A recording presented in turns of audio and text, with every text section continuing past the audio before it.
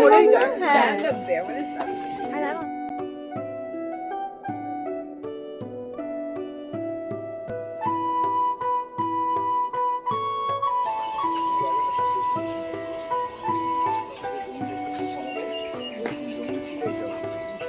আমরা একটু মাত্র 2 বছর একটু বেশি সময় আমি ঢাকা ছেড়ে এখানে পড়েছি। তার আগে আমরা এই জমি 3-4 এইটা অনেক কমে বা 2-3 দিন থাকার পর ওইটার একটু বিশেষ যে রেসিডিউ সেটা কমতে থাকে। সরাসরি কি হতো, সরাসরি খাই, সরাসরি স্প্রে করে, সরাসরি তার নাকের মধ্যে ঢুকে যায়, লোম খুব দিয়ে ঢুকে, এই ঠিক করতে কিছু রাখতাম। একদিকে অর্থনৈতিকভাবে লস, আর দ্বিতীয় হচ্ছে শারীরিকভাবে।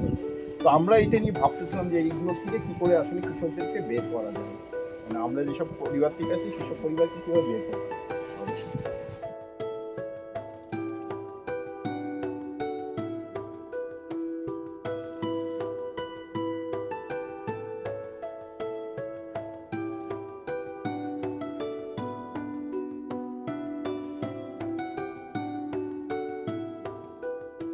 আর অনেক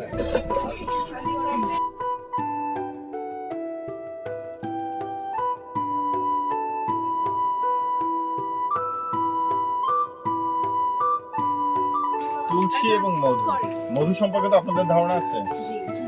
কেমন ধারণা আছে? মধু মিষ্টি, মধু উপকারী শরীরে, এই তো আপনাদের জানা। কিন্তু মৌমাছির জীবন সম্পর্কে আপনাদের জানা আছে? মৌমাছি কিভাবে ফাংশন করে, কিভাবে মধু কালেকশন করে?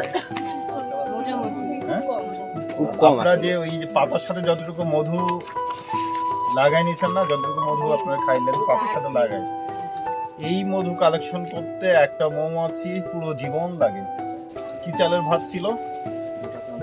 হিজল দীঘা ধানের ভাত। হিজল দীঘা নেই, ওই যে ঝিনুক শামুকে খোলো দিতে যাও সেই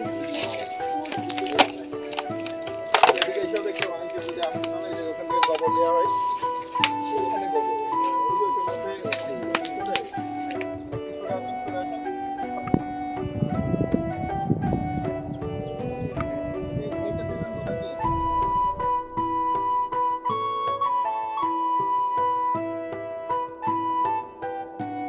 এটা আমি ঘুরে কেন নাসিক খাই লাসা যখন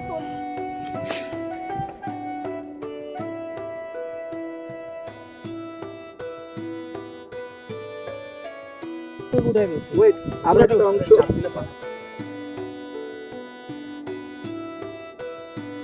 আমাদের তো অনেক বড়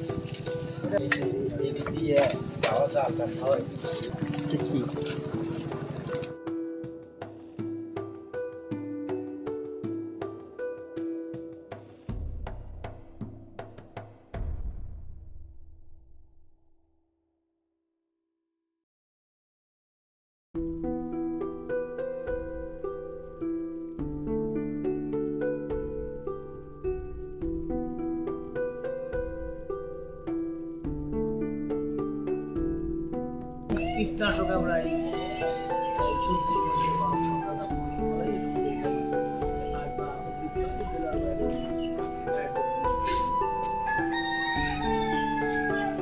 একটা সেন্ট তাই